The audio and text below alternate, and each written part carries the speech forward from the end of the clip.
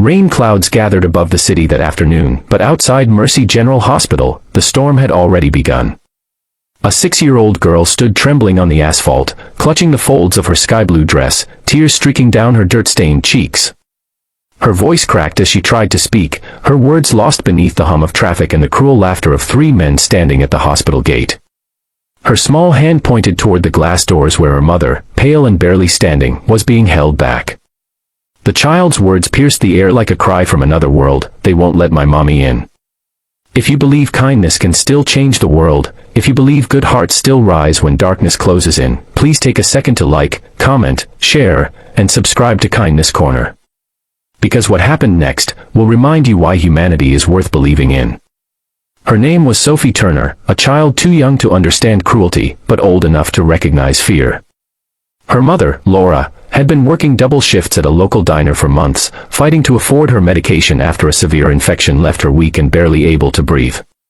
When Laura collapsed at home that morning, Sophie did what any little girl would. She grabbed her hand, ran into the street, and begged for help. But fate had a darker sense of timing that day. The hospital's front entrance was under renovation, and the only open gate was temporarily watched by 3 contractors, rough, cold, and heartless men who treated the struggling mother like an inconvenience rather than a human life. They blocked the doors, sneering, telling her to wait until shift change. Sophie cried, pulling at their sleeves, begging them to move. But the men just laughed. One of them, tall with a gray sleeveless hoodie and cigarette between his lips, waved her off like she was a pest. The second leaned against the wall, taking videos on his phone as if her pain were entertainment. The third, heavier, with a red flannel shirt, muttered that people like her could wait their turn. And through it all, Laura's breathing grew heavier. Her knees buckled once, twice, until she fell against the glass, pressing a hand to her stomach. Sophie screamed for help, but no one came. The few bystanders nearby averted their eyes, pretending not to see. Then came the sound that changed everything, the deep, thunderous rumble of motorcycle engines. Sophie turned, startled, as 5 bikes rolled slowly down the street. The noise made the thugs glance over, but they didn't pay much attention until the riders parked just a few meters away. The engines fell silent, and all that remained was the rhythmic clicking of cooling metal and the echo of heavy boots hitting pavement. At the front of the group was a man built like iron and time itself, Ryder Callan, late 40s, weathered by years of road and storm. His beard was streaked with gray, his arms inked with memories of battles fought and brothers lost. The black leather vest he wore bore 2 simple patches, Hell's Angels and RL.CHLLS. His eyes, sharp and cold, scanned the scene, the crying child, the men at the gate, the woman collapsing by the glass. For a long second, no one moved. Sophie took a step forward, wiping her tears, her voice trembling. "Please," she said, "those men won't let my mommy in the hospital." Ryder crouched down in front of her, his leather creaking as he met her eye to eye. The child's trembling reflection shimmered in his mirrored sunglasses. Then, quietly, he stood, and the look in his eyes changed everything. Without a word, he handed his gloves to one of his men, turned toward the hospital, and began to walk. The others followed, spreading out like a storm front moving over a field. The 3 thugs froze. Their laughter died mid-breath. Ryder's boots echoed against the asphalt, steady and deliberate, until he stood right before them. "Move," was all he said, his voice low, gravelly, final. The man in the hoodie sneered and tried to speak, but Ryder's stare cut him down faster than words. Behind him, his brothers stepped closer, their tattoos gleaming under the sun, their faces unreadable.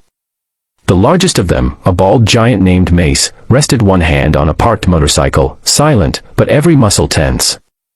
The second, younger biker with long brown hair, folded his arms and tilted his head, waiting. It didn't take long. The thug stepped aside, muttering excuses, eyes avoiding contact. Ryder nodded once toward Laura, still kneeling by the glass, and gently lifted her arm over his shoulder. "She's going in," he said quietly. The automatic doors slid open without another sound. Inside, the staff rushed to help. Nurses appeared with stretchers, doctors shouted instructions, and Sophie ran beside her mother, holding her hand until she disappeared behind the curtains of the emergency ward. Outside, the bikers stood guard, silent sentinels under the noonday sun. When Ryder finally walked back out, Sophie ran straight into his arms. She was crying again, but this time from relief. "Thank you," she whispered. He smiled faintly, brushed her hair back, and told her, "You're braver than most grown men I know." He didn't stay long, just long enough to make sure Laura was safe. Before he left, he placed a folded $20 bill in Sophie's hand. On it, written in pen, were 3 words, "For Mom's medicine." As the engines roared to life again, the hospital staff stood at the windows, watching in silence. No one would forget that moment, not because of the leather jackets or the noise of the motorcycles, but because they saw something pure that day. In a world that often turns away from pain, 5 men stopped. And in stopping, they changed a life. When Laura woke up later that evening, Sophie was by her side, clutching the note like a treasure. "Who helped us?" she asked softly. Sophie smiled and said, "Angels, Mommy. Hell's angels."